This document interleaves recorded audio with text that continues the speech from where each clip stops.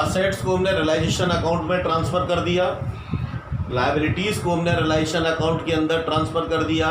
अब उसके बाद नेक्स्ट स्टेप आता है कि क्वेश्चन के अंदर हमें अब एडजस्टमेंट जो गिवन है उस एडजस्टमेंट के अकॉर्डिंग जो भी हमारे पास असेट्स हैं उस असेट्स का हमें डिस्पोजल करना है। तो अब आता है डिस्पोजल ऑफ असेट्स, मतलब सेल ऑफ असेट्स, कि फर्म के पास जो असेट हैं फर्म उनको सेल करेगी, बेचेगी, उससे जो पैसा आएगा उससे वो लायबिलिटीज़ का पेमेंट करेगी। तो सेल ऑफ असेट में 3 तरीके हैं असेट को बेचने के।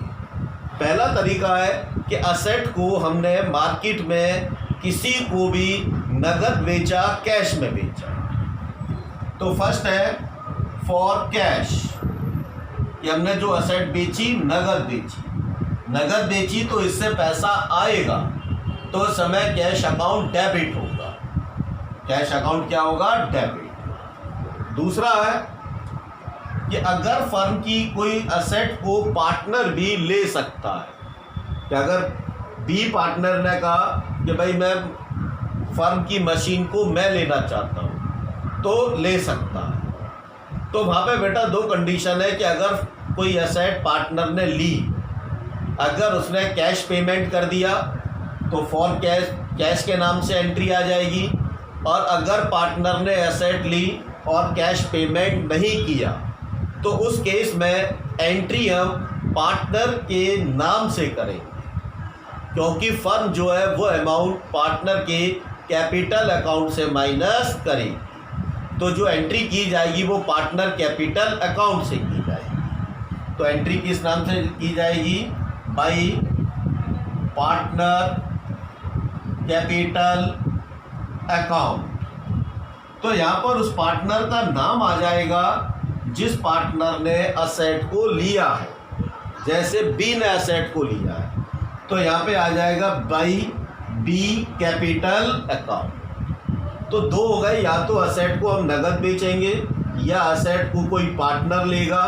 एक थर्ड और है, उस थर्ड के अंदर अगर हमने अपनी किसी लायबिलिटी को पे करने के लिए, कि अगर हमने अपनी किसी लायबिलिटी को पे करने के लिए अपने फर्म की कोई असेट उस लायबिलिटी में दे दी। एग्जाम्पल, जैसे हमने 10,000 की मशीन 10,000 के क्रेडिटर्स को दे दी, ठीक है, हमें कैश देना था, हमने कहा भाई कैश नहीं है मशीन है, और क्रेडिटर ने मशीन एक्सेप्ट कर ली। तो यहाँ पर हमने असेट किसको दी है? अपनी लायबिलिटी को दी है। तो उस केस में हम अगर असेट अपनी किसी लायबिलिटी को पे करने के लिए देते हैं तो उस केस के अंदर बेटा कोई एंट्री नहीं आएगी, कहीं कोई एंट्री रिकॉर्ड नहीं है।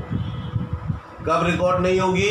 जब हमने फर्म की असेट को किसी पार्टनर को दे दिया है उसके क्लेम के अगेंस्ट में, तो उस केस में नो एंट्री। तो ये 2 ही एंट्री आएंगी, अगर नगद बेचा है तो बाई कैश के नाम से, और अगर पार्टनर ने लिया है और पार्टनर ने कैश नहीं दिया तो पार्टनर के नाम से। तो ये ट्रीटमेंट था डिस्पोजल ऑफ असेट का। अब इसके बाद पढ़ेंगे बेटा ट्रीटमेंट ऑफ लायबिलिटीज। तो यहाँ सिर्फ हम किन लायबिलिटीज का ट्रीटमेंट कर रहे हैं? एक्सटर्नल लायबिलिटीज का। एक्सटर्नल लायबिलिटीज का मतलब है वो लायबिलिटी जो हमें अदर देन पार्टनर आउटसाइडर्स को पे करनी, वो कहलाती है हमारी एक्सटर्नल लायबिलिटी। तो जब हम एक्सटर्नल लायबिलिटी का पेमेंट करेंगे, या तो पहला ऑप्शन है हम उसको नगद पेमेंट कर दें। जब हम नगद पेमेंट करेंगे तो हमारे फर्म से कैश जाएगा तो कैश क्रेडिट होगा, तो एंट्री आएगी टू कैश के नाम से। दूसरा प्रोसीजर है कि अगर किसी लायबिलिटी को पार्टनर अपने ऊपर ले लेता है कि भाई ये लायबिलिटी पे करने की रेस्पॉन्सिबिलिटी बी ने ले ली, कि बी कह रहा है भाई मैं इस लायबिलिटी को अपनी पॉकेट से पे कर दूंगा, तो उस केस में फर्म जो है उस पार्टनर को रुपया देगी।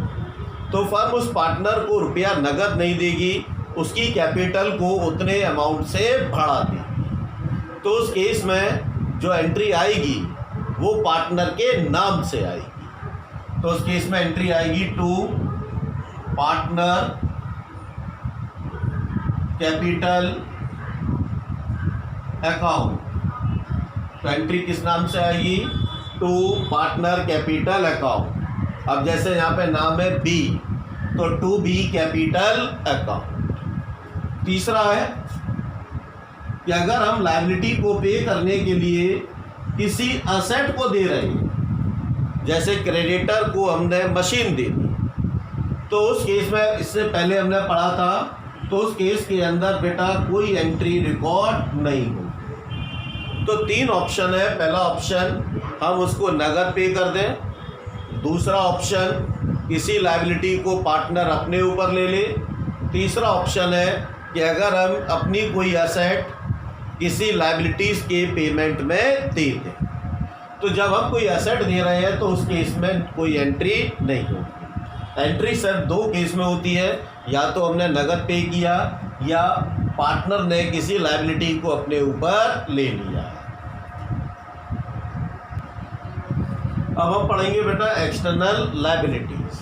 कि एक्सटर्नल लायबिलिटीज़ कौन कौन सी होती है, जिसे हम आउटसाइड लायबिलिटी भी कहते हैं। तो इन्हीं एक्सटर्नल या आउटसाइड लायबिलिटीज़ को फर्म को पे करना है। तो एक्सटर्नल लायबिलिटीज़ के अंदर आता है बेटा क्रेडिटर, जिससे हमने उधार खरीदा हुआ है। सेकंड, बिल्स पे बिल आएगा।